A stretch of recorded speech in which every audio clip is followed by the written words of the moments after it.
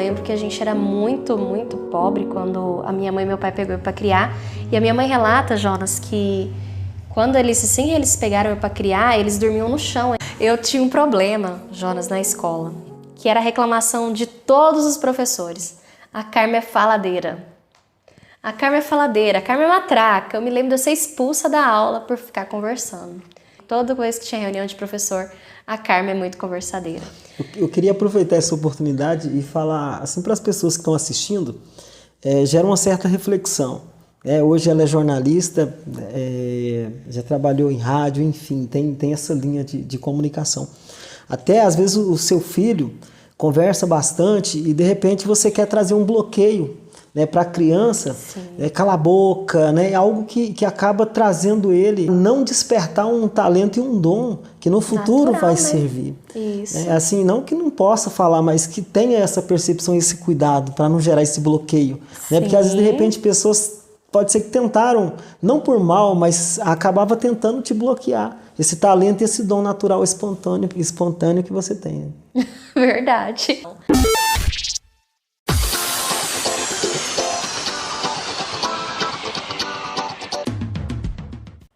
Olá, meus amigos, estou com mais uma convidada especial no quadro Conte-me a sua história. E hoje estarei falando com Carmen Amorim de Souza. Nasceu dia 16 de outubro de 1992, na cidade de Colíder. Foi criada na cidade de Nova Canaã do Norte. Filha de Acácio Luiz de Souza e Paulo Elison Amorim, e de Antônia do Carmo Amorim de Souza e de Edna Regina Dalla Testa. Formada em jornalismo pelo campo da Unemate. Casada com Hermeson Evangelista de Souza e mãe de um casal de filhos, Agno e Antonella. E juntos, eles são proprietários do estúdio Carmen Amorim e Fotoclique. É fotógrafa de profissão e mora atualmente em Alto Araguaia, Mato Grosso.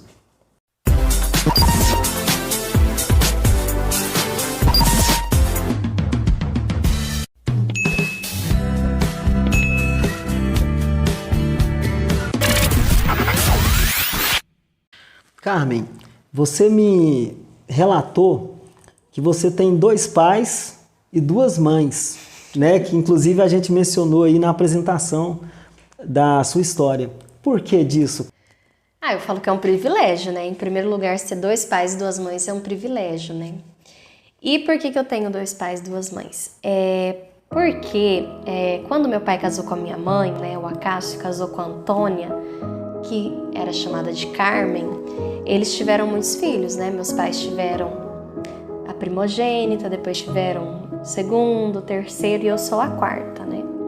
O que se sucedeu? Quando a minha mãe foi ter o Davi, que foi o meu irmão antes de mim, o médico falou: Dona Carmen, a senhora não pode mais ter filhos, porque a senhora tem problema com varizes, né? E outros problemas de saúde. Então, para por aí. Só que eles eram de uma igreja bem tradicional na época, né? E naquela época era como se fosse pecado usar um contraceptivo, anticoncepcional, né? Era uma igreja bem rígida e não fazia uso dessas coisas, né? De contraceptivos. E a minha mãe acabou engravidando de mim, né? Ela ficou muito feliz e tudo mais. Porém, o que aconteceu? Ela deu eclâmpsia e morreu 3 dias depois do meu nascimento. Com isso, meu pai ficou viúvo, com 3 filhos para criar e um recém-nascido, né? Porque lá em casa todo mundo é escadinha, a diferença é mais ou menos 2 anos de cada um, né? Aí meu pai ficou viúvo com esse monte de filho, aí o que ele falou? O que eu vou fazer, né? Não tinha como ele morava na roça, né? Morava no sítio, né? Com 3 crianças, sem mulher, né? A mulher tinha recém-falecido. Como que ele ia fazer? Não tinha energia elétrica, não tinha água encanada, a água era do poço, né? Energia, quando tinha, era aquele motor, sabe? Colocava gasolina, era mais à noite que ligava, né? Alguma coisinha assim, às vezes para ligar um rádio, alguma coisa. Então, como é que ele ia fazer com um recém-nascido, né? Aí ele pegou, minha mãe tinha muitos irmãos, na época acho que tinha mais ou menos 16 irmãos vivos. E muitos deles moravam no Mato Grosso, né? Alguns moravam no Paraná e alguns moravam no Mato Grosso. Como você mesmo disse, sou criada em Nova Canaã. E ele saiu à procura dos meus tios, né? para ver quem poderia cuidar de mim até ter uma idade maiorzinha, para ele poder levar para o sítio para ser criada com os meus irmãos. Aí em todos os tios que ele foi, todo mundo já tinha filho. Aí pensava, poxa, eu já tenho os meus, né? 2, 3, como é que eu vou dar comida para mais uma boca, né? Até que ele encontrou, né, os meus pais, que é o Paulo Amorim e a Edna Regina Della Testa. E ele falou, Paulo, Edna, vocês podem cuidar da Carmen para mim até ela fazer uns 2, 3 anos, depois eu venho buscar ela, porque agora não tem como, né? A Antônia morreu, a Carmen morreu, e a Carmen tá aqui, né? Porque aí eu peguei, ele acabou colocando o nome da minha mãe em mim, por isso que eu chamo Carmen, né? É uma homenagem à minha mãe, e toda a família fala que eu pareço demais com a minha mãe. Eu tenho até fotos aqui que podem provar isso, né? Se vocês quiserem, eu mostro pra vocês depois.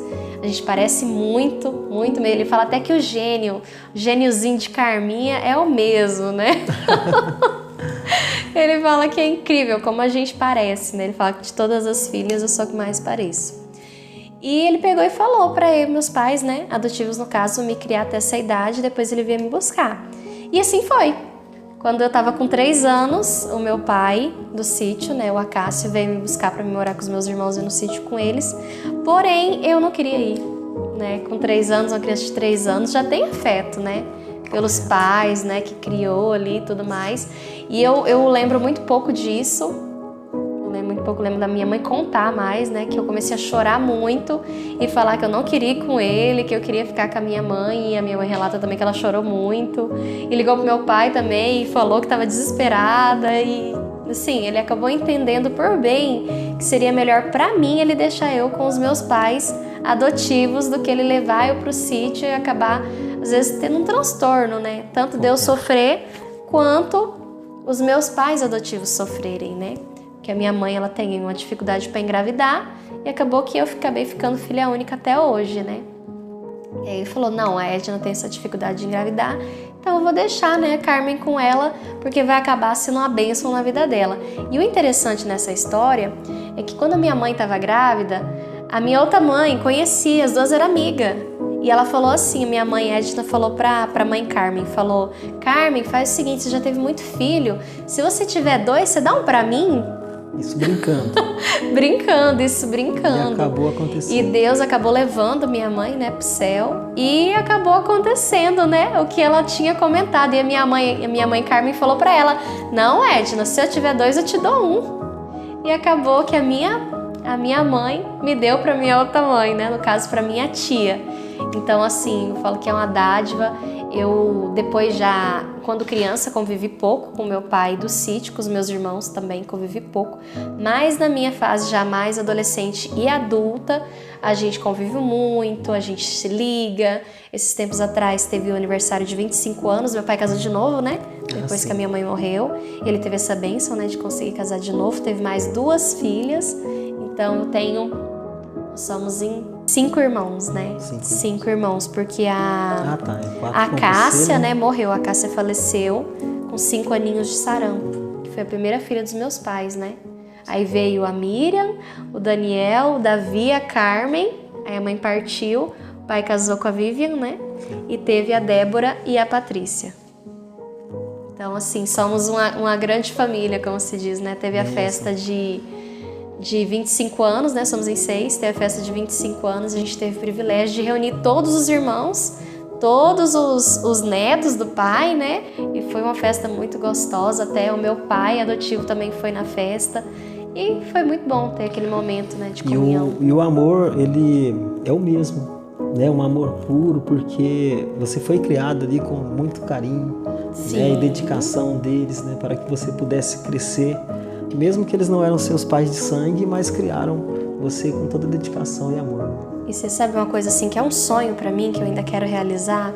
Eu só não realizei ainda porque falta um pouco mais de tempo pra organizar tudo. O meu sonho, Jonas, é colocar os nomes dos meus pais adotivos na minha certidão. Bacana. É o meu sonho mesmo, é uma coisa assim que eu quero realizar, é colocar. Porque hoje tem como você colocar pais afetivos na sua certidão, não sei se você sabe. É uma forma de gratidão. Isso. Né? Deles terem aí cuidado de você com tanto amor e carinho. Ai, Jonas, uma coisa que me marca muito assim da minha infância é que meus pais são professores, são pedagogos os dois. E eu, então, sempre fui aquela filha de professor, né? Você sabe como é que é filha de professor, né? E assim, eu lembro da minha infância, assim, eu lembro muito da minha mãe levar eu para as aulas. Minha mãe era professora de fazenda. Meu pai era professor na cidade. Sim. E a minha mãe, por muito tempo, foi professora em fazenda. E desde eu bebezinha, eu ia pra fazenda com ela. E eu tenho recordação disso. Deu uma idade, assim, 4, 5 anos, eu tenho recordação disso. E a minha mãe, ela fala que foi até engraçado, porque como ela levava eu pra fazenda, pra dar aula, ela colocava eu dentro de um caixotinho. E ali naquele caixotinho eu ficava durante a aula inteira. Naquela época o professor de fazenda tinha que dar aula, fazer merenda e limpar a escola e o pátio da escola. Era trabalho, né? E eu acabei vendo isso desde muito cedo, né? E ela fala que eu comecei a andar antes de engatinhar. Olha. Porque aí eu tinha que ficar em pé no caixote pra olhar ela, né? Aí não tinha como engatinhar, porque o caixote era pequeno. Aí ela disse que eu aprendi a andar e nas férias dela eu aprendi a engatinhar e não andei. Aí eu só fui aprender a andar de novo quando voltou às aulas, que eu tinha que ficar no caixote de novo. Que coisa interessante você falando aí. Me veio à mente essa questão, Carmen, do sacrifício que os pais têm para criar um filho. Sim. Né? Agora você, como mãe, que daqui a pouco a gente vai estar relatando sobre essa questão, mas a gente chega ao entendimento, eu como pai, do sacrifício que os pais passam, levantando as madrugadas, esse sacrifício de ir para o trabalho e de repente ter que levar um filho. Então é muito importante e as pessoas jovens só vão entender isso o dia que forem pais ou que forem mães, porque de fato é uma situação, por isso que há esse vínculo de amor tão puro, né, de você sacrificar e além dos limites de repente de situações para proteger e ver os filhos bem. Então isso é um relato muito interessante que você está mencionando, do sacrifício da sua mãe, que por sinal até é adotiva, mas aquele amor de falar, não, tem que cuidar dela, levar para o trabalho e cuidar para que você pudesse estar bem. E era uma necessidade, ela não trabalhava porque ela queria trabalhar, né? Era uma necessidade, né? O homem e a mulher tinham que trabalhar, porque senão como que ia manter, né? E como eu não tive a minha mãe, quantas latas de leite, né? Não foram gastas, quanto não foi pago pro leiteiro, né? Teve, né? Aumentou a despesa da casa. Eu lembro que a gente era muito, muito pobre quando a minha mãe e meu pai pegou eu pra criar. E a minha mãe relata, Jonas, que quando eles pegaram eu pra criar, eles dormiam no chão, ainda com o colchão no chão. E eu dormia dizendo a ela que num sofazinho de solteiro que eles tinham. Ela disse que quando eu nasci, devido aos problemas de saúde da mãe, eu nasci bem pequenininha. Ela disse que eu cabia numa caixinha de sapato. E a avó ainda falou quando pegou pra criar, por que você pegou esse bichinho pra criar? Você vê que não vai viver? Olha, gente, oh meu Deus. De tão pequenininha que eu era, né? A avó conta isso, né? E ela fala que era muito, até que eles conseguiram, alguém doou um berço pra mim, alguma coisa assim, ou eles com muita economia conseguiram comprar. Foi bem complicado, né, até conseguir esse berço. E a mãe relata também, eu tinha até pouco tempo, o meu primeiro brinquedo. Sabe quem me deu o meu primeiro brinquedo? Foi o motorista do ônibus, que levava eu e minha mãe para dar aula na fazenda. Ele vinha que eu não tinha com que brincar. Aí lembra do filme A Pequena Sereia? Um filme? Então, tinha a Pequena Sereia. E ele me deu uma Pequena Sereia. Era desse tamanhozinho a boneca. Aí ela tinha os cabelinhos, né? E o rabinho era de sereia. Foi meu primeiro brinquedo e eu tive até pouco tempo. Você morou no Conselho Tutelar. Foi. Foi isso? Como que foi esse momento, esse episódio? Olha, não que eu fosse tão rebelde assim, né? Mas também antes disso teve um episódio que eu fugi de casa. Meu Deus. Mas espera lá que eu explico. Gente do céu, criança é inocente, né, Jonas? Você sabe. Sim.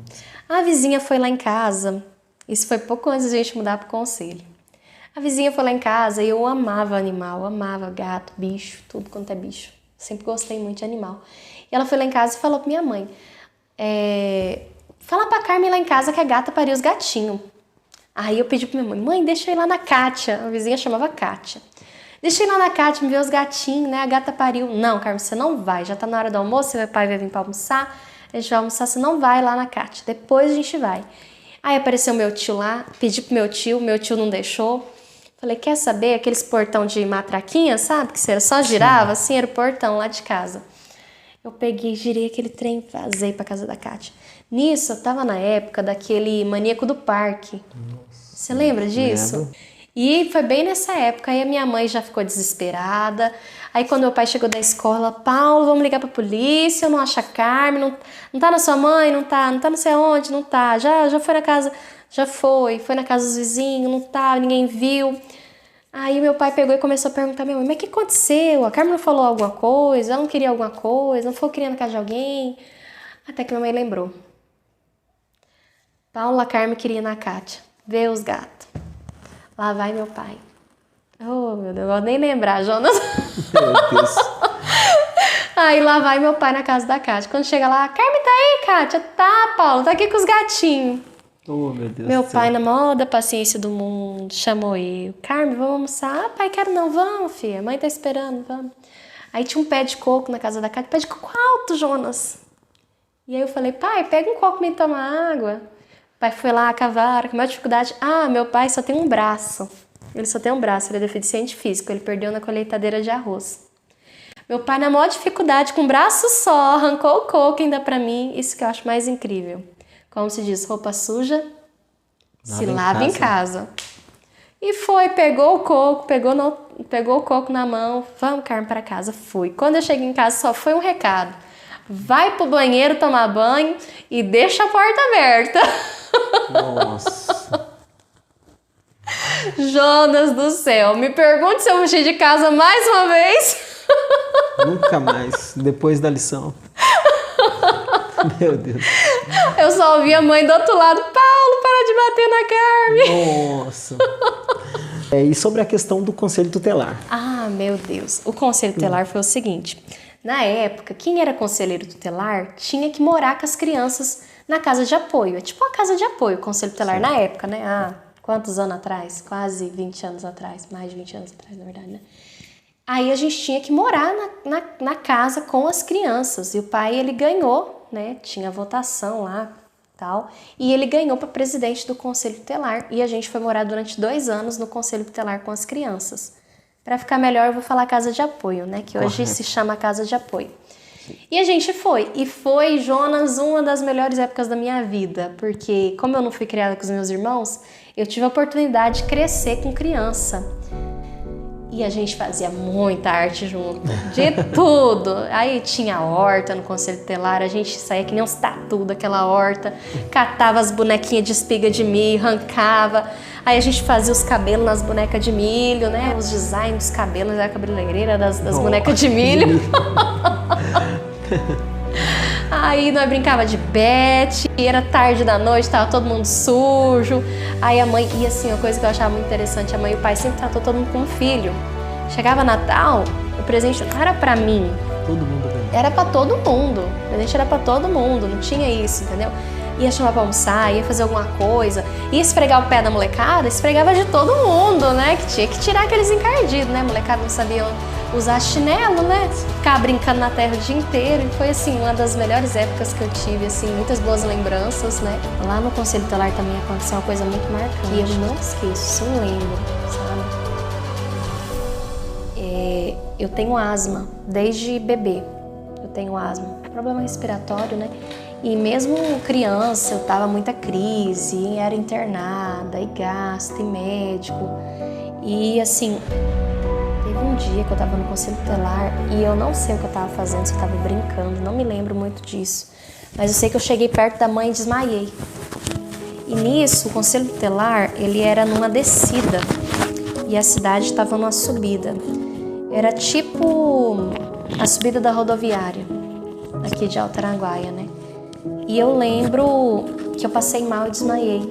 E a minha mãe pegou nos braços, já tinha uns 7 anos nisso, ela pegou nos braços, subiu essa subida correndo comigo. E a escola municipal, quando meu pai dava aula, era do lado do hospital. E ela passou na escola, chamou o pai e levou para o hospital. Eu nunca vou esquecer isso. Então, realmente, quando você fala, né, o sacrifício materno, ele é incrível, né? Claro que o paterno também, né? O pai tem sua parcela de contribuição na educação, no amor, no carinho. Mas isso, essa força que a minha mãe teve para me carregar já grande, correndo, passando mal para levar para o hospital, porque eu tinha desmaiado, com falta de ar. Eu nunca vou esquecer. Então eu falo, se tem algo que toda vez que eu me pego assim, cansada e tudo mais, eu penso na minha mãe. Eu falo, aquela mulher é arretada, ela é porreta, e a minha mãe sempre foi muito ativa, sempre trabalhou fora, trabalhou dentro de casa, era boa cozinheira, era boa mãe, né? Enfim, a minha mãe é minha heroína, né? Então, assim, eu falo, gente, se ela dá conta, às vezes até brinco com o Emerson, se a dona Edna dá conta, eu também dou, né? Sofia dela. Pronto. Teve alguns momentos da escola que, de repente, foi marcante também para você? Foi a época que eu fui morar no sítio. Meu avô já estava já senhor de idade, já não conseguia fazer transação, preencher um cheque, né? E aí o meu pai falou, né, os irmãos, né, entraram em consenso e falou que meu pai, minha mãe e eu ia para morar no sítio para cuidar dos bens do vô, né? E foi uma época difícil de estudar, porque, Jonas, sabe que hora que nós tínhamos que acordar? A gente tinha que acordar 4h30 da manhã. Porque aí meu pai foi morar no sítio e, aproveitando que ele estava morando no sítio, ele pegou uma linha do ônibus, o Jonas, para poder pegar as crianças e as Lígia ganhar um extra também, correto, né? Porque como ele era professor e tinha que dar aula e eu tinha que estudar, aí meu pai tinha uma Kombi que ele ganhou do meu avô quando eu ainda era criança, né? Sim. Aí eu até tenho um episódio muito engraçado que eu lembro disso. Meu pai que conta isso pra mim. Ele disse que um dia teve uma expedição na escola, Jonas. Só que precisava de um carro para levar aquelas crianças na expedição. Aí teve uma coleguinha na sala que falou, não, meu pai da Carmen tem um carro. Eu falei, não, meu pai não tem um carro, meu pai tem uma Kombi. Meu Deus. Tipo assim, não é um carro comum, é uma Kombi. Tipo assim, cabe todo mundo, é um carrão, né? Na concepção da criança, né? É um carrão, é uma Kombi. E eu ficava muito orgulhosa de andar de Kombi com meu pai pela cidade, né? E ele, nessa época, mexia com um carro de som. Aí tinha aquelas caixonas bem grandonas, sabe? Pesadonas, assim, que tinha em cima dos carros de sons antigamente. E ele passava todas as ruas da cidade depois que ele saía da aula. Olha. Visionário. Daqui a pouco nós vai contar desse cara. Aí ele saía da escola e ia fazer propaganda de carro de som na rua. E eu ia com ele muitas vezes, né? E com o tempo ele foi começando a me ensinar também a falar, né? Né? Fazer aqueles exercícios vocais para mim falar bem e começar a produzir também as propagandas para ele, né? Então a comunicação tá muito ligada em mim, né? Desde a minha infância. Meu pai, assim, foi muito precursor nisso, né? E aí a gente pegava, né, nessa época a gente já tinha Kombis, e a gente pegava e fazia a linha das crianças que moravam ali no sítio perto da gente e levava todo mundo pro ponto de ônibus. E ele vinha para dar aula e eu vinha para estudar na cidade. Foi 2 anos que a gente morou no sítio. Foi um período, assim, muito bom, muito enriquecedor na minha vida, porque eu tive a oportunidade de crescer perto do meu avô. E ele foi, assim, um exemplo para mim, sabe? Porque meu avô faleceu, Jonas, 1 ano depois que a gente saiu do sítio. Meu avô faleceu com 87 anos. Então, quando a gente foi morar lá, ele estava com 84. E um senhor de 84 anos, com plena lucidez, ele ia todo dia, acordava, tomava o cafezinho dele da manhã, pegava a enxada dele e ia pra roça todos os dias. Na roça dele, você não via mato, você não via praga, era tudo limpinho, tinha milho, tinha fruta, tinha inhame, tinha abóbora, cana, acerola, laranja, horta, tinha de tudo. Um senhor com 84 anos. Então, assim, se tem um exemplo que eu trouxe para minha vida depois de mais madura, foi que não existe idade para o trabalho. Jovens, né, na época, gostavam muito, às vezes, de pular muro de escola, né, e aprontar algumas situações de brincadeiras. Você também teve esse momento na sua vida? Nossa, tive. Eu tinha um problema, Jonas, na escola, que era a reclamação de todos os professores. A Carmen é faladeira. A Carmen é faladeira, a Carmen é matraca. Eu me lembro de eu ser expulsa da aula por ficar conversando. Eu era ótima aluna, tirando matemática, sempre fui ruim. Isso aí eu não tenho dó, não. Mas o resto das matérias eu ia super bem, porém, toda vez que tinha reunião de professor, a Carmen é muito conversadeira. Eu queria aproveitar essa oportunidade e falar assim para as pessoas que estão assistindo, gera uma certa reflexão.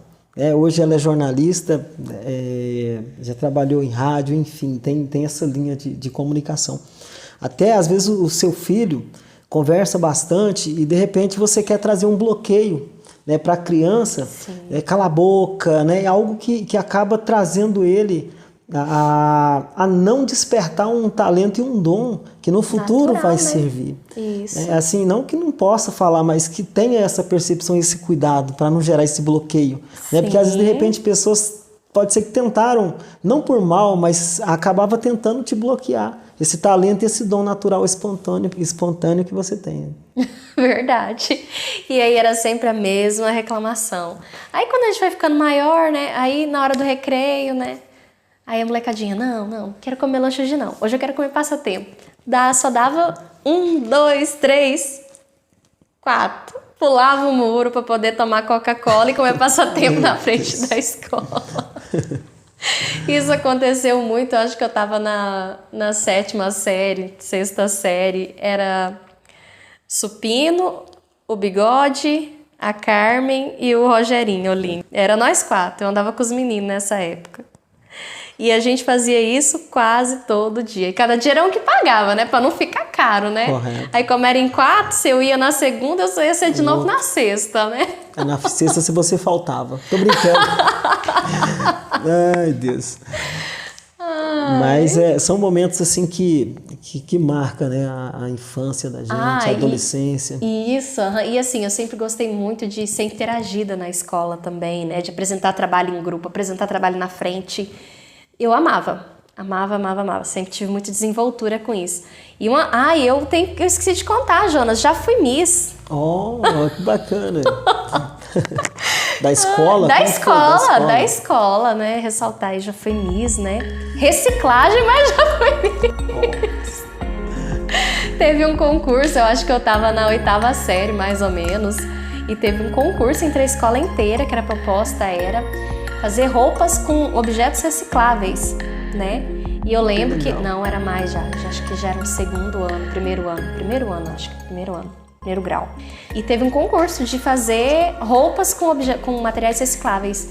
E na minha turma, a gente decidiu que a gente ia fazer 2 vestidos, né?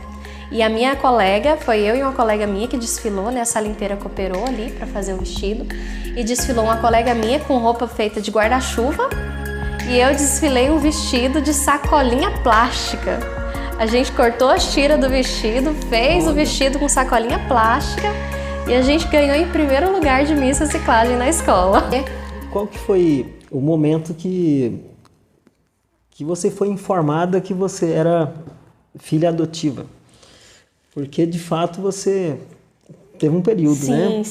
Que te falaram, de repente, falou, Carmen, né? Por que você não teve contato com a sua mãe em questão de conhecê-la, né?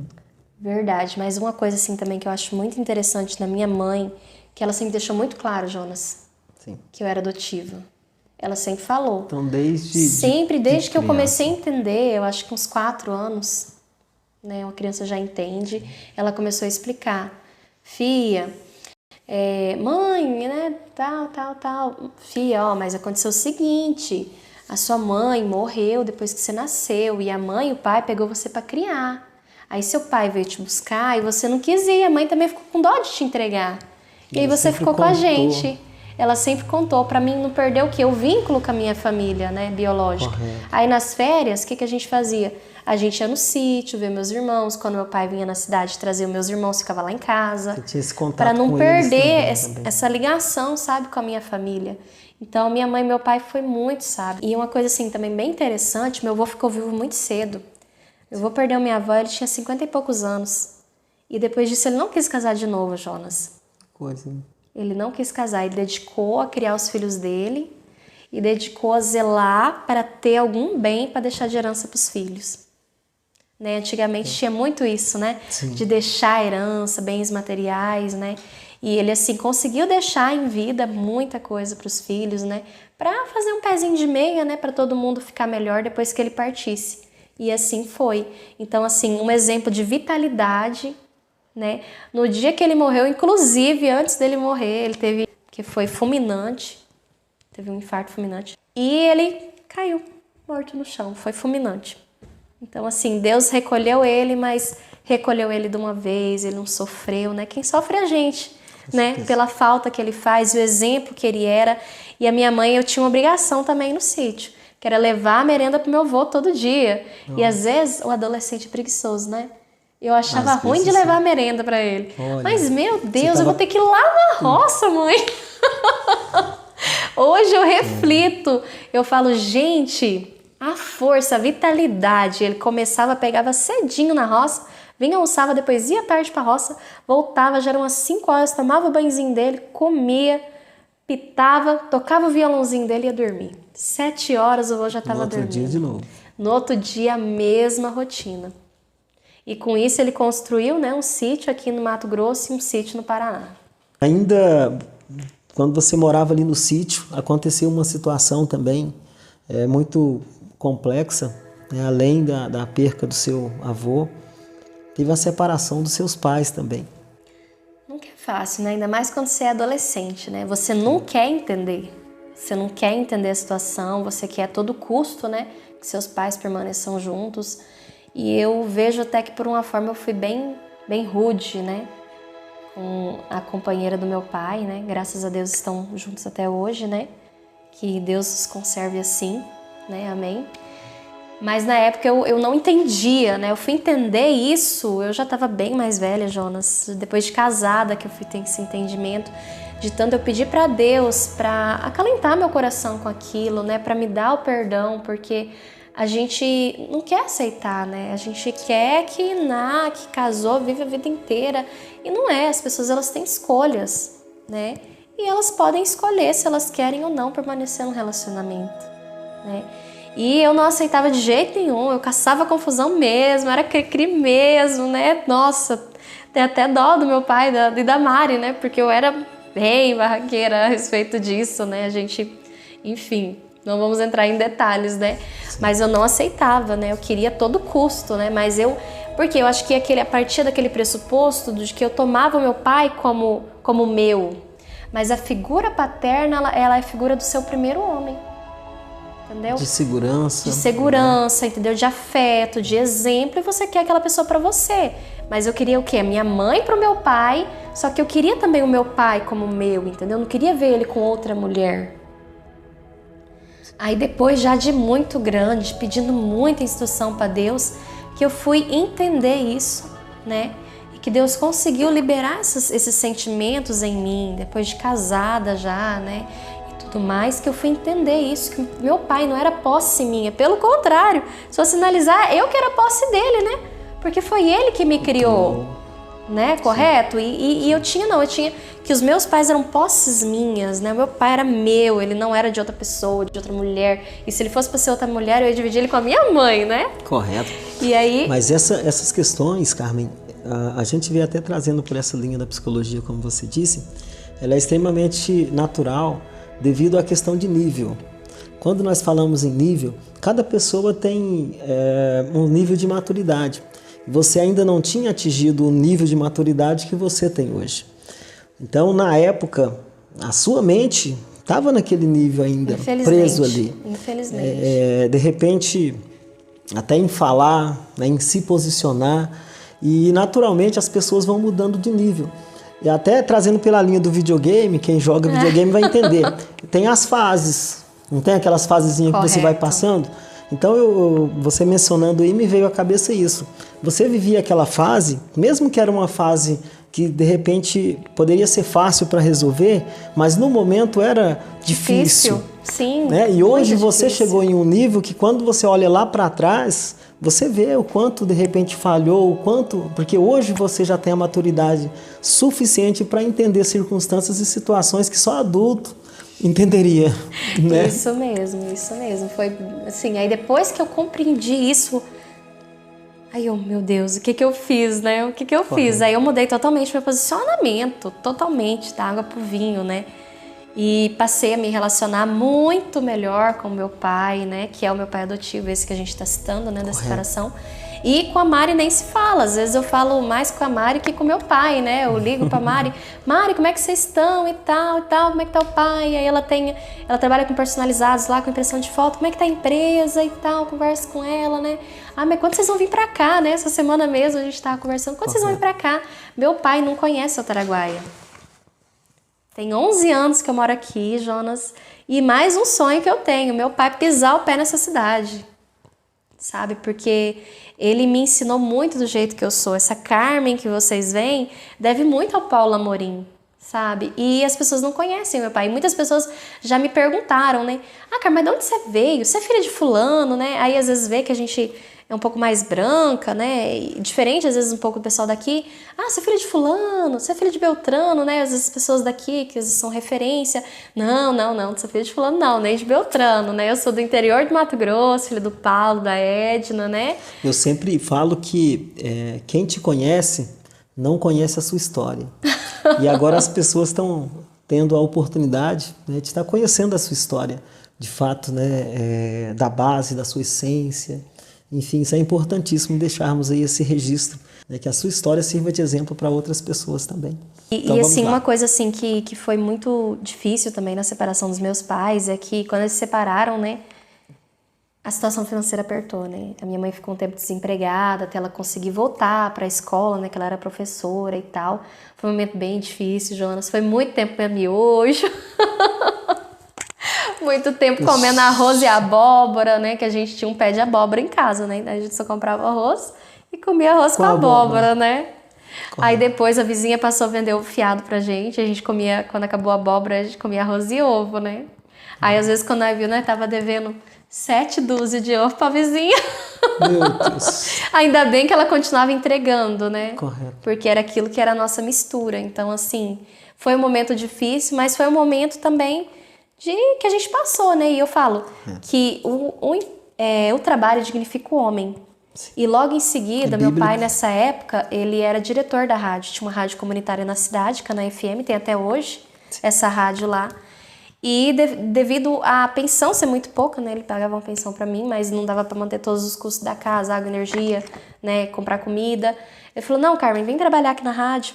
E foi meu primeiro emprego, Jonas. Olha. Foi na Canaã FM e o meu primeiro emprego foi como cobradora. Minha função era pegar a bolsinha da cobrança, pegar os canhotinhos e passar de comércio em comércio, cobrando o pessoal, né? Aí, como eu já tinha, né, muita desenvoltura, o pai também sempre me levou pra showmício, né? Hoje não pode ter mais, né? Mas na época que eu era criança tinha muito showmício, né? Tinha essas campanhas políticas, ele levava, eu cantava musiquinha, os jingles, né? Da política eu cantava os jingles, fazia propaganda já de carro de som na rua. Então, assim, eu já estava bem desenvolvida nessa área da comunicação.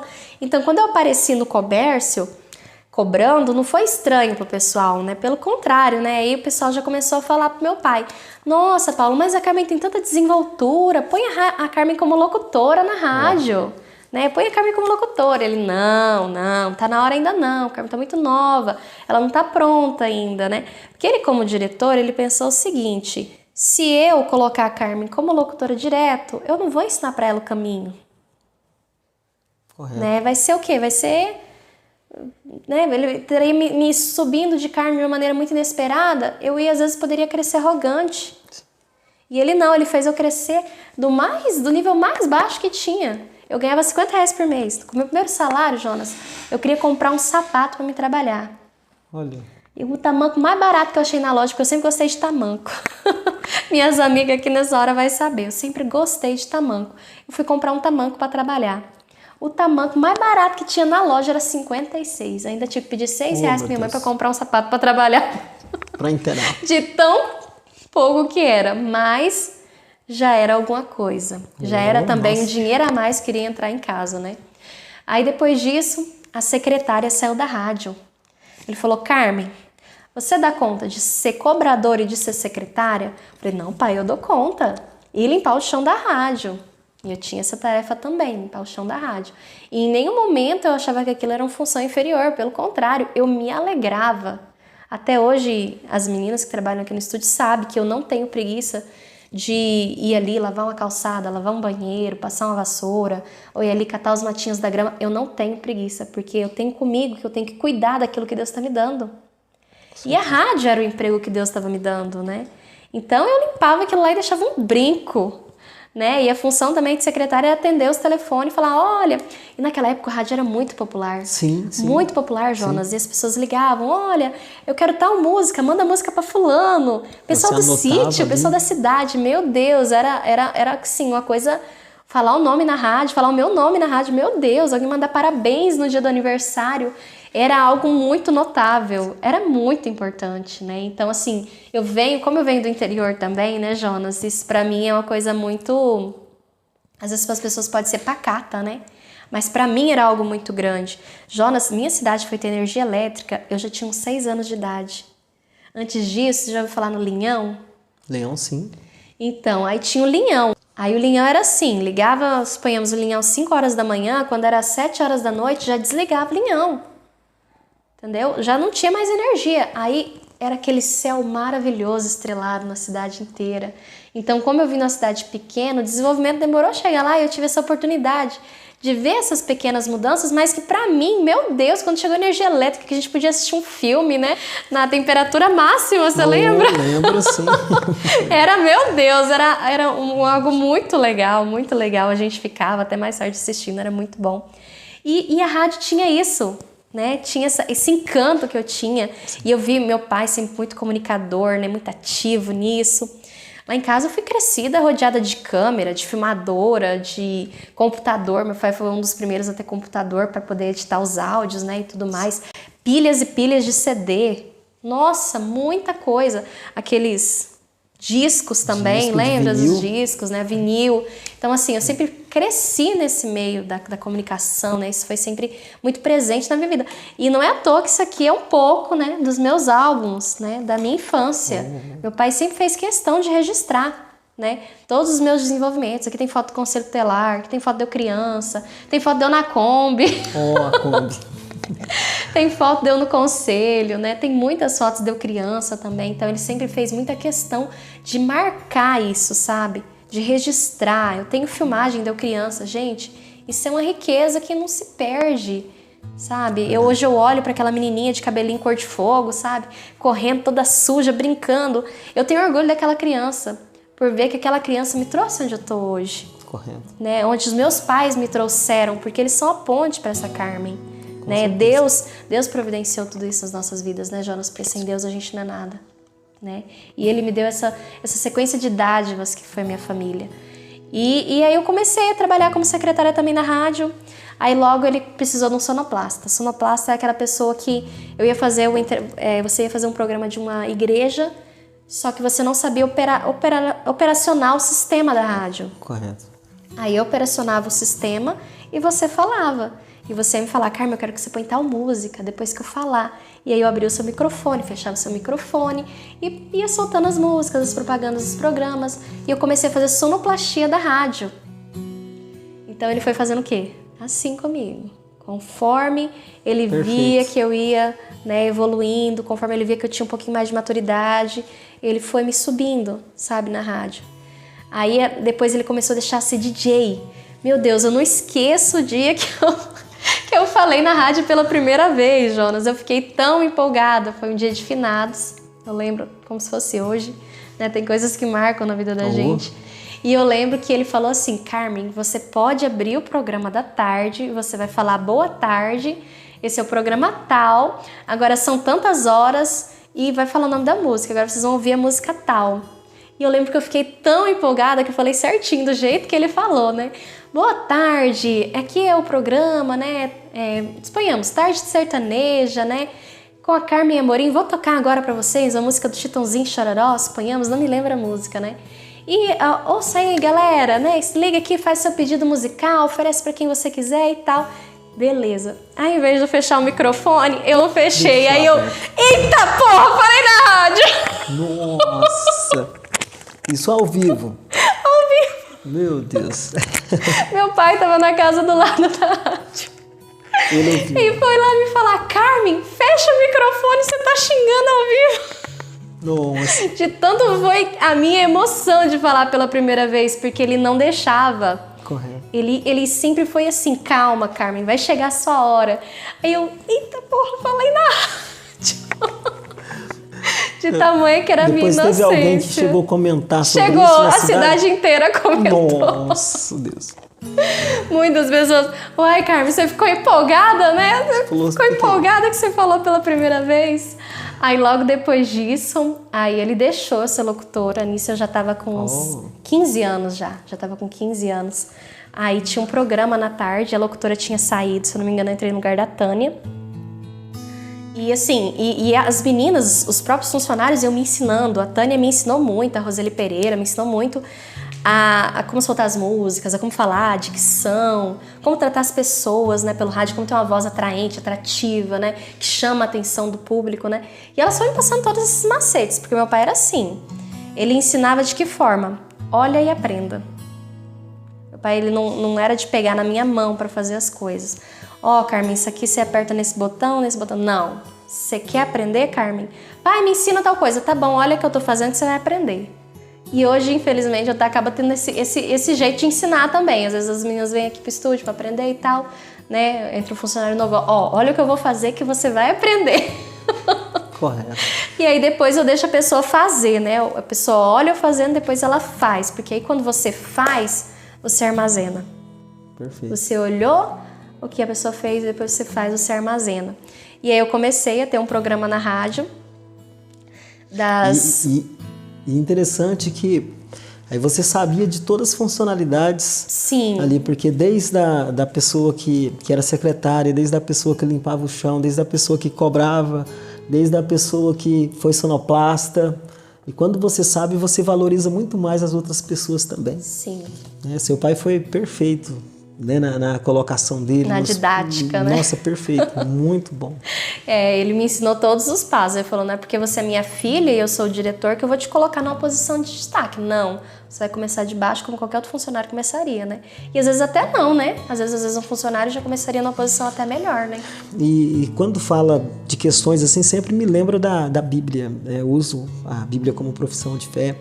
E a Bíblia deixa bem claro isso, a forma que Deus também conduz para conosco.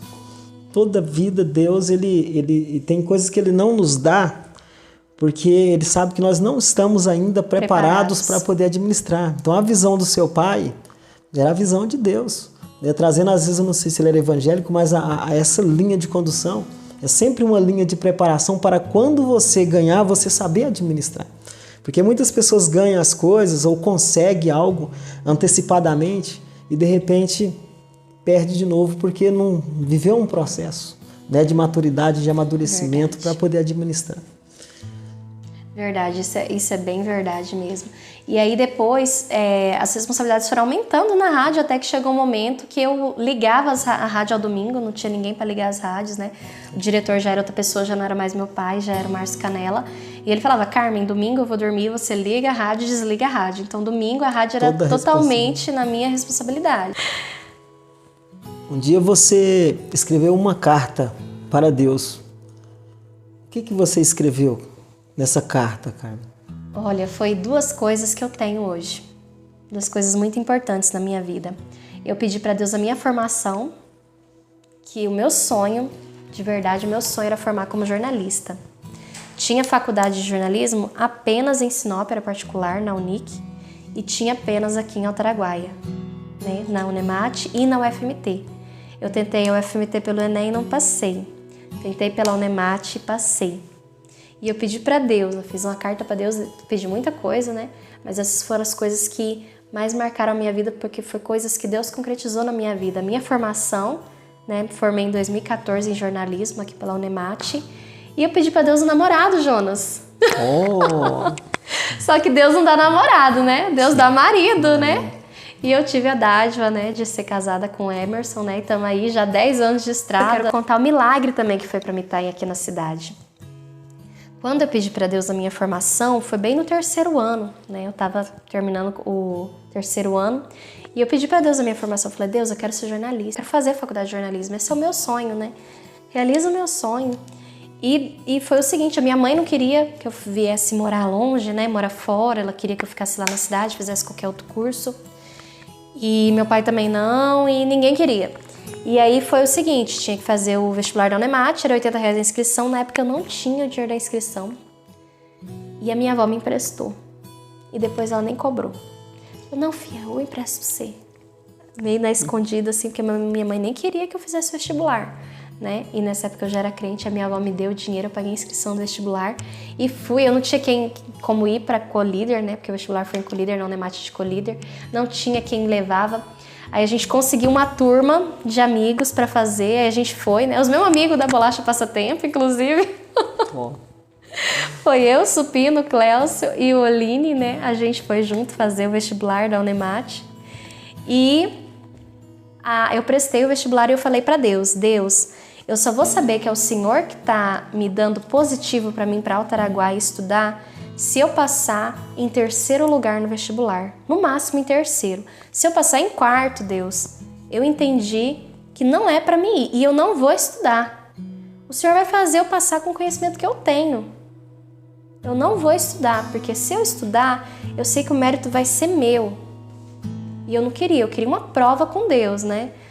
Eu queria essa prova com Deus, assim como o Gideão fez a prova lá, né, do algodão molhado e tudo mais, e serenou e o algodão não molhou, mistério de Deus, né? Assim foi Deus também na minha condução do meu vestibular. Falei, Deus, não vou estudar, se o Senhor quiser, o Senhor me põe lá dentro e no máximo em 3º lugar. Não aceito menos, é no máximo em 3º lugar, 1º, 2º ou 3º.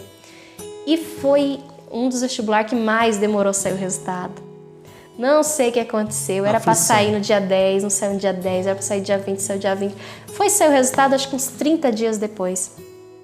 Quando eu fui olhar lá no resultado do vestibular, tá lá, Carmen Amorim de Souza, 2º lugar. Olha,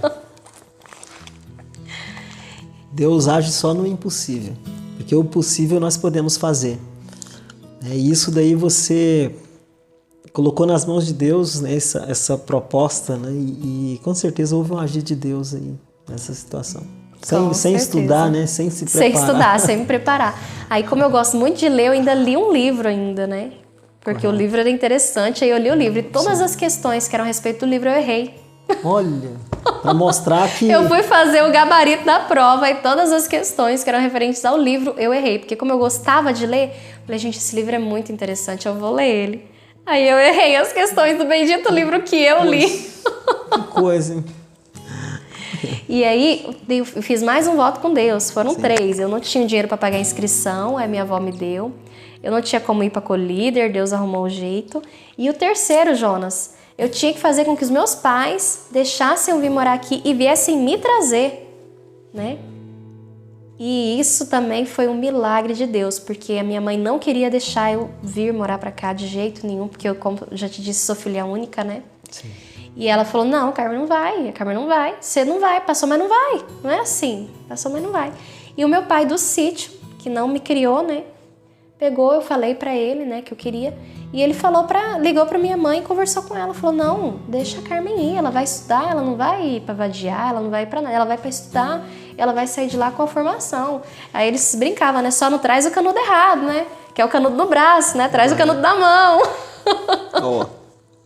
E aí eles vieram me trazer aqui em Alto Araguaia, e quando eu cheguei aqui também fiz o meu primeiro voto com Deus, que foi, Senhor, se for o Senhor mesmo que tá confirmando pela 4ª vez, né, meu Deus, fui mais teimosa que Gideão. Arruma um lugar para mim morar hoje. Eu cheguei em Alto Araguaia à noite, no outro dia eu fiz minha matrícula na Unemate. No mesmo dia eu consegui um lugar para morar.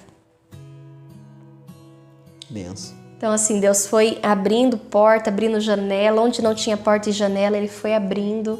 Foi um mover de Deus na minha vida, sabe? Eu tenho muita convicção do chamado que eu tenho na área que eu estou, né? Hoje eu estou na fotografia, mas o jornalismo, né, a nossa faculdade, na verdade, é de comunicação social. Né? Comunicação social com habilitação em jornalismo. Então, a comunicação social ela está em muitos aspectos, Jonas. Ela está na TV, está no rádio, está no sites, ela está na fotografia, né? Então, ela percorre muitas áreas.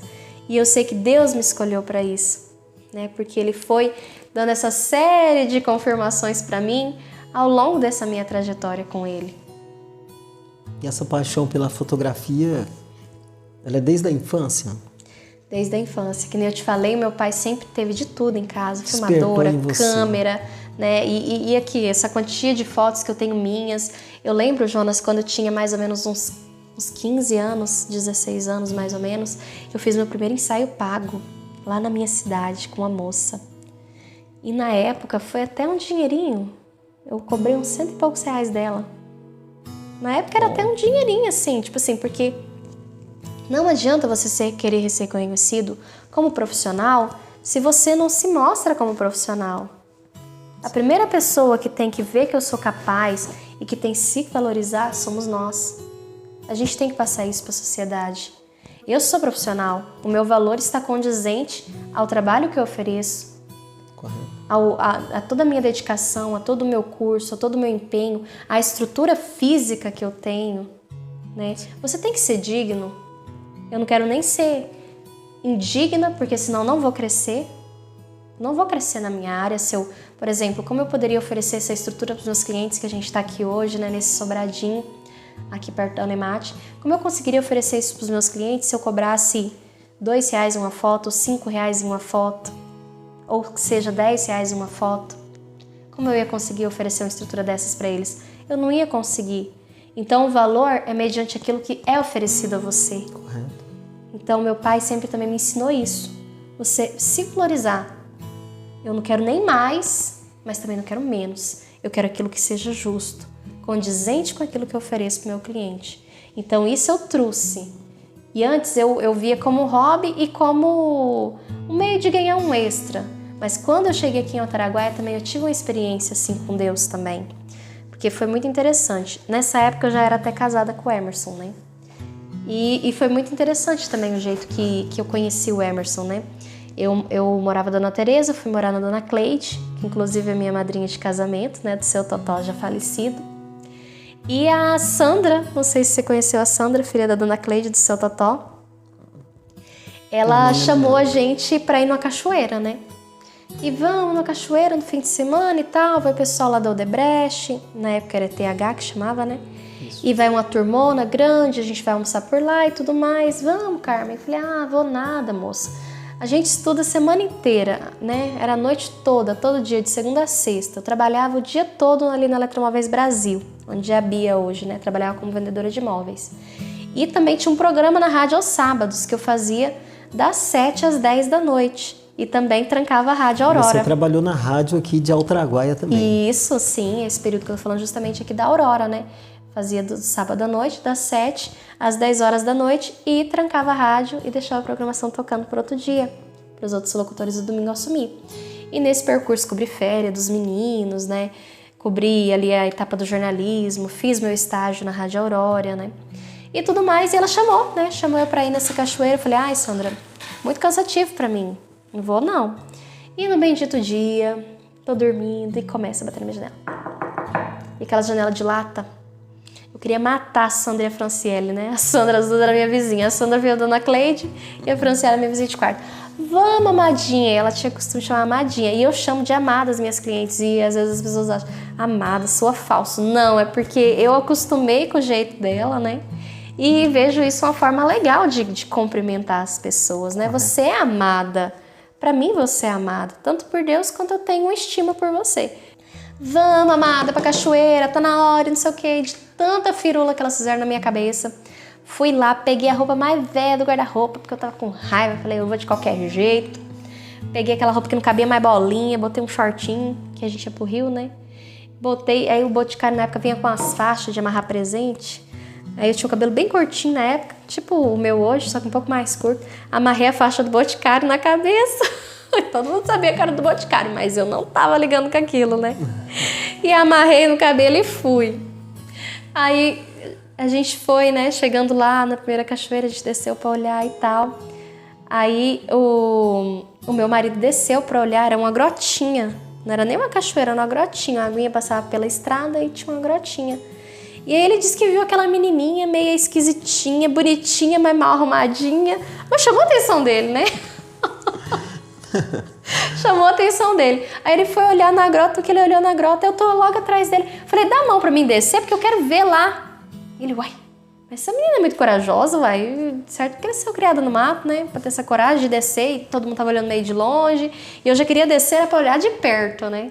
Porque lá no sítio a gente costumava banhar de bica, banhar de represa, e ver jacaré, e ver sucuri. Enfim, né? Quando você mora no sítio, você sabe as experiências que você vai ter, né? Até pescar cobra eu já pesquei. É só quem vive ali, né, nessa vida mais rústica que sabe, Isso, né? De pescar e tudo mais, né? E aí ele pegou e falou, nossa, mas essa menina me chamou atenção. E aí depois, quando a gente foi na primeira cachoeira mesmo, que essa era mais uma grotinha, eu queria passar pro outro lado, que já tinha gente do outro lado. Aí ele é muito melhor ele contando, porque quando ele conta é melhor. Eu até gosto de ouvir, sabe? Quando ele conta é muito mais gostoso, né? E ele fala que eu peguei e falei pra ele assim, vamos pro outro lado? Ele falou, e tinha uma correntezinha, né? Tinha uma correnteza do outro lado. Ele falou, mas essa correnteza, você sabe nadar? Eu falei, eu não sei não, mas eu confio em você. E eu peguei na mão dele. Ele disse que quando eu falei pra ele, mas eu confio em você, vamos? Ele disse que naquela hora ele já ficou baqueado. Ele falou, meu Deus, disse que o coração dele já começou a acelerar. Ele falou, mas essa menina mal me conhece, já tá falando que confia em mim. E ele teve uma experiência muito forte com Deus no dia anterior, Jonas. O Emerson já frequentava, né, a Igreja Batista, que foi onde a gente casou. E ele teve uma experiência muito forte com Deus. E Deus, ele tinha pedido para Deus uma esposa, né, de uma forma muito, muito forte. Ele teve uma experiência muito forte com Deus, né, na noite anterior e tudo mais. E tava meio desistindo dos caminhos de Deus, porque ele não conseguia encontrar uma esposa. E ele queria muito fazer as coisas do jeito certo. Só que ele não estava vendo outra forma. Ele falou, gente, eu procuro e não acho. Vou ir pro mundo, quem sabe lá, né? E aí ele pegou, né? E eu falei isso pra ele, já ficou meio assim, né? Aí a gente pegou, tinha uma cachoeira debaixo da quedinha da água. Aí a gente entrou lá pra conversar, né? E aí a gente foi ver o que tinha lá e tudo mais. Aí ele queria me beijar. Eu falei, eu não te conheço, como é que eu vou te beijar, né? Aí ele começou, a gente conversou. Aí eu fiz um monte de pergunta, né? Fiz um questionário, porque eu sou jornalista, né? Correto. Fiz um questionário. Você é casado? Você tem filho? E não sei o quê. Aí até que ele foi respondendo tudo. Você é daqui? Você não é da onde? Que você é filho? Que não sei o quê. Você trabalha? Não trabalho, não. Fiz o questionário. Aí ele pegou e me deu um selinho. Aí eu deixei, né? Aí a gente desceu mais um pouco pra baixo, no rio. Começamos a conversar e tal. Começou, como se diz, a rolar um clima, né? E a gente começou a conversar das nossas vidas e tudo mais. E eu falo que Deus foi preparando o terreno, sabe, Jonas? Pra tudo aquilo acontecer. E ele começou a me perguntar da minha vida, quem eu era, né, e tudo mais. E ele teve uma pergunta que ele fez pra mim, né? Ele falou, vamos sair à noite, né, e tal, não sei o quê, né, já, né? Eu falei, não, hoje eu não posso, eu tenho um compromisso. Ele, não, vamos sair à noite. Eu falei, não, eu vou pra igreja hoje. Ele, pra matriz? Você vai na matriz? Você vai com alguém? Eu falei, não, eu vou sozinha, eu vou na presbiteriana. Nessa época eu tava visitando a presbiteriana, aqui de Altaraguaia. Ele disse que quando eu falei que eu tava visitando a igreja evangélica, caiu um raio em cima dele. Ele disse que a visão dele ficou toda branca, ele não viu mais nada, ele não conseguia enxergar. E ele ouviu audivelmente a voz de Deus. Se é por causa de uma mulher que você não está na minha presença, aqui está ela. Aquele que Deus colocou na minha mão, o inimigo não tira. Está aqui sua esposa. Ele ouviu audivelmente. É muito mais legal ele contando, né? Tem muito mais emoção, né? E eu ali sem entender, e ele ficou assim, parado, né? Sabe quando a pessoa está processando? Aí depois ele foi voltando em si e a gente continuou conversando. E depois que a gente estava namorando, que ele veio me contar esse episódio. Que coisa. Ele me pediu em namoro no mesmo dia que ele me conheceu, porque como se diz, Deus já tinha falado com ele, né? É essa aí, agora você casa com ela, né? Então Deus ali já tinha revelado para ele que era eu. Aí ele me pediu em namoro no mesmo dia e a gente começou a frequentar a Igreja Batista daqui de Altaraguaia.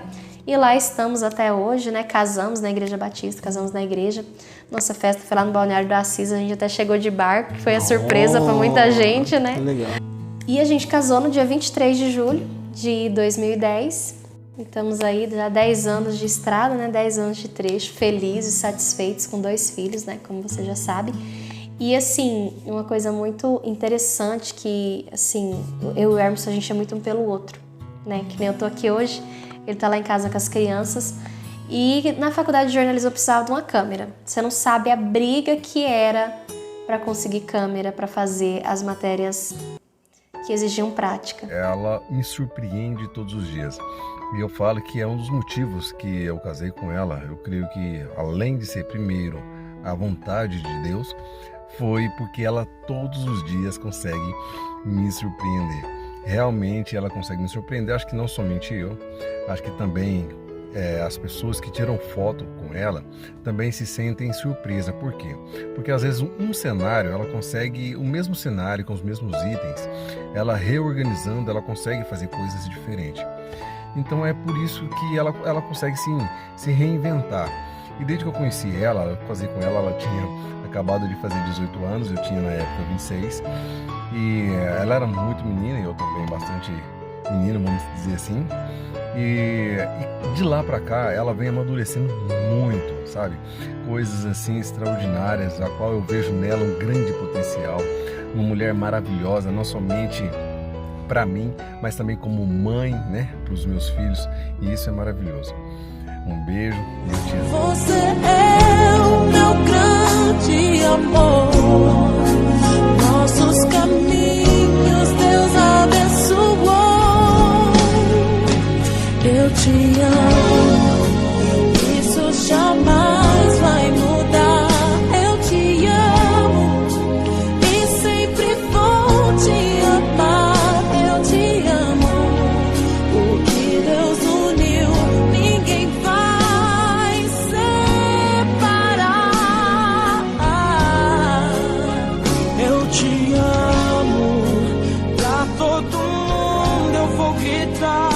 Te amo e nada pode nos separar. Te amo, o que Deus uniu, ninguém vai separar.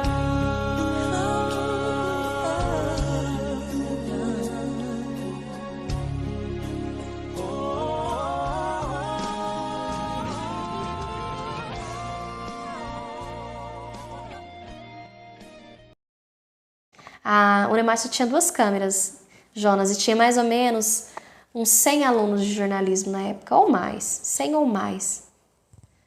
Então era muita gente para disputar 2 câmeras e era muito difícil conseguir. Até quando eu estava no 7º semestre, ele falou, não, meu bem, você está sofrendo demais, eu vou te dar uma câmera. E ele me deu a minha primeira câmera, eu tenho ela até hoje. E ele me deu uma T4i na época.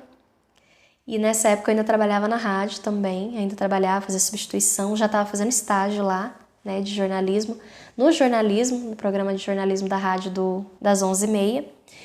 E a câmera para mim foi uma revolução. Aí eu comecei a fazer foto, eu fazia matéria também pro site do André da FM, aí eu anexava as minhas fotos. Então eu comecei já, a virar para outro lado, né? Aí teve um dia que foi um divisor de águas na minha vida. Eu vi que eu gosto muito do rádio, é uma paixão que eu tenho, sabe? Só que eu queria algo que fosse meu, algo que eu pudesse zelar, algo que eu pudesse cuidar, que eu pudesse ser minha própria patroa, mas ao mesmo tempo ter as minhas próprias responsabilidades. E eu comecei a pedir para Deus, eu falei, Deus, eu quero trabalhar para mim, eu quero algo dentro da área do jornalismo, dentro da área da comunicação, não quero sair dessa área, só que eu quero trabalhar para mim. Porque quando você está no emprego, você tem uma segurança muito maior. Você sabe naquele dia você tem que dar um salário, né? Só que eu queria conduzir a minha vida. Queria conduzir os meus sonhos, minhas vontades. E a fotografia sempre esteve presente na minha vida. Na minha infância, nem que nem eu te contei, na minha adolescência eu já fazia alguns trabalhos pagos, né? E eu fui resgatar aquilo. Também ganhei um prêmio. Teve um DEPCON e eu ganhei prêmio de fotografia, inclusive, nesse DEPCON que teve, e aquilo me instigou, sabe, a voltar os olhos para aquilo. E eu pedi para Deus, falei, Deus, se for mesmo para mim começar a trabalhar com esse negócio de foto, o Senhor vai mandar alguém, e alguém vai fazer algo, e isso vai engrenar. E nessa época eu decidi, eu sou muito decidida, quando eu decido uma coisa, eu decido e pronto, acabou. Aí eu cheguei na Dani e falei, Dani, eu não vou mexer mais com rádio não, tá? Era a Dani que era diretora na época, a Dani que cuida ali do hospital municipal, né? Falei, eu vou estar saindo, tá, Dani? Ah, Carmen, por quê? Eu falei, não, eu tô com outros planos e tal, quero focar em outras coisas. E ela, tudo bem. Me desliguei fixamente da rádio, né? Eu fazia também substituições, cobria férias, me desliguei totalmente e comecei a pensar em foto. Aí o André, né, que trabalhava ali na rádio comigo, falou: Carmen, a Lúcia do Toque de Amor tá precisando de alguém para fotografar as meninas para ela com as roupas da loja. Por que você não vai conversar com a Lúcia, né? E eu morrendo de medo da Lúcia, meu Deus do céu. E os outros falavam: a Lúcia é uma mulher muito exigente, não sei o quê, né? Uma pessoa muito certa e tudo mais. E eu fiquei: meu Deus, será que eu vou dar conta? Essa mulher, né, numa boutique, ela é referência, né? É uma pessoa muito importante. Eu não vou agradar essa mulher, né? Vai que essa mulher não vai com a minha cara, vai que eu não dou conta de fazer o serviço pra ela, né? Eu gostaria de agradecer a vocês pelo convite. Me senti muito honrada, muito lisonjeada com isso, né? Porque a gente nunca espera que a nossa história vai ser interessante, né? Porque pra gente ela é comum, mas às vezes em algo que eu disse pode ter te edificado, né? Com certeza. Pode ter feito a diferença na vida de alguém, né? Porque Deus sabe o caminho de cada um, mas é a gente que escolhe qual caminho a gente quer traçar. E tem um versículo que ele é base assim na minha vida. E ele tá lá em Provérbios 16:3, que é: peça para que Deus abençoe os seus planos e eles darão certo. E esse versículo é um versículo de regra na minha vida. Tudo que eu quero, né, como eu já venho contando para vocês a minha história, eu pedi para Deus. Deus, se for da sua vontade, vai dar certo. Deus, se for da sua vontade, abre tal porta. Deus, se for da sua vontade, confirma, dá a condição. E Deus foi abençoando os meus planos, porque também eram os planos de Deus, né? Correto. Então, assim, ele foi abrindo as portas. E outra coisa, não tem como Deus não abençoar. Deus não abençoa nada desorganizado, nada bagunçado. A gente tem que ter plano, a gente tem que ter meta, a gente tem que ter objetivo. Peça para que Deus abençoe os seus planos, Jonas. Você tem que ter um fundamento, algo onde você quer chegar. Eu sempre fui muito objetiva. Deus, eu quero tal coisa. Porque senão como que eu vou, né? A gente tem que ser específico com Deus. Às vezes a gente não recebe porque a gente pede mal, né? Sim, e com Deus é assim também, né? Então eu sempre sou muito objetiva. Deus, eu preciso disso. Tá nas suas mãos. O meu possível eu tô fazendo. Agora o impossível é com o Senhor. E assim foi, né? Graças a Deus eu consegui romper com todas essas situações que aconteceram na minha vida, né? Desde a infância, a perca da minha mãe, depois veio a separação dos meus pais, morar sozinha, né? Casei, né? Outra experiência também, que eu casei com 18 anos, né? E depois veio os filhos, a perda do primeiro filho e tudo mais. Então, Deus, ele vem trabalhando em cada situações que acontece na minha vida. Eu vi até nas que não foram boas, Deus trouxe um aprendizado para mim, eu consegui extrair algo dali. Porque Deus é como se fosse o pessoal da reciclagem, Jonas. Para as pessoas não tem valor, mas Deus pega aquilo que não tem valor e transforma numa obra-prima. Assim é Deus, e Ele tem um plano maravilhoso para cada um de nós. Falta a gente conversar com Ele, ter uma conversa com Deus, para saber até onde Ele quer nos levar e a gente seguir aquele caminho. Correto. Então, muito obrigada a vocês, né, todos que estão aqui comigo, né, que estão aí também curiosos, né, para saber um pouco, né. Obrigado por ter assistido até o final do vídeo, né, Jonas? Ficou um pouco longo, né? Sim. A gente às vezes acha que não tem nada para contar, começa a lembrar das histórias, né, Jonas? Tem muita história para contar, tá vendo, a Carmen? Eu queria que você deixasse também um abraço para seus filhos. Ah, verdade, né? Eu não vou entender hoje o vídeo, né? Mas quem sabe daqui uns 3, 4 anos eles já entendam, né? Com certeza. O Agni e a Antonella tá lá em casa com o Emerson, né? Pra gente estar aqui gravando. Porque você quer lutar pelo bem da família, você quer lutar pelo bem dos seus filhos, você quer lutar para que o seu casamento vá bem, né? Você quer ver todo mundo bem. Então, isso com certeza me motiva a ser uma profissional melhor, a ser uma mãe melhor, a ser uma esposa melhor. Porque o Deus que eu sirvo, ele é muito bom para mim. Então, o mínimo que eu posso fazer é amar o próximo como a mim mesma. Você que está assistindo esse vídeo, essa linda história da Carmen Amorim, né, que serve de inspiração, porque é uma pessoa que saiu, né, de uma base difícil na linha dos estudos para começar, sem recurso para poder fazer uma faculdade. E hoje, graças a Deus, é uma empresária, uma empreendedora e faz parte da vida de outras pessoas também. Então, curta, comenta, compartilha para que mais pessoas possam assistir essa história. Um abraço e que Deus abençoe a todos.